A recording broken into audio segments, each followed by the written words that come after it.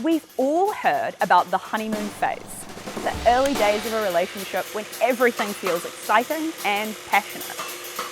Then, months or years later, that fiery desire fades. Unfortunate, but inevitable, right? Not necessarily, according to Dr. Amy Muse, a researcher and expert in sexual health and relationships at York University.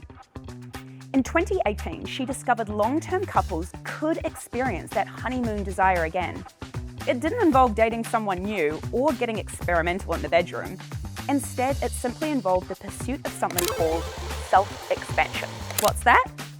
Well, self-expansion describes how our sense of self is broadened or shifts when we have new experiences, encounter new perspectives, or gain new skills.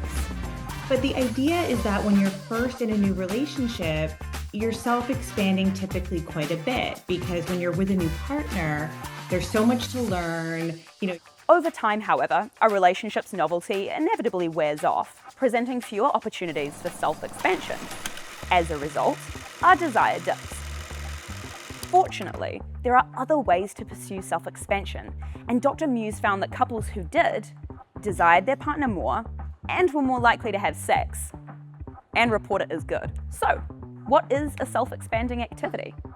It's any pursuit that involves novelty, excitement, and a moderate challenge. As you can imagine, the options are almost endless and could be anything from a salsa class or snowboarding to visiting a new city or discussing an interesting topic. Muse does, however, recommend thinking of simple pursuits you both enjoy. Of course, you could think of like bungee jumping or like going on a European vacation, but that's not stuff that we're going to be doing like every day or every week. Yeah. Simply cooking a new recipe with your partner or talking about an article you read can be classed as self-expanding and create the lift and desire necessary to keep that romantic spark alive. It also doesn't take long to see results. I think that it can be fairly immediate, and especially for something like desire. In fact, couples who experience self-expansion were 34% more likely to have sex that same day. And that wasn't the only benefit. When people reported, like on days with higher self-expansion than typical, they felt higher relationship satisfaction as well that day, but that also carried over to the next day. So pull out a new recipe to try or book in that tennis lesson. Your future selves will thank you for it.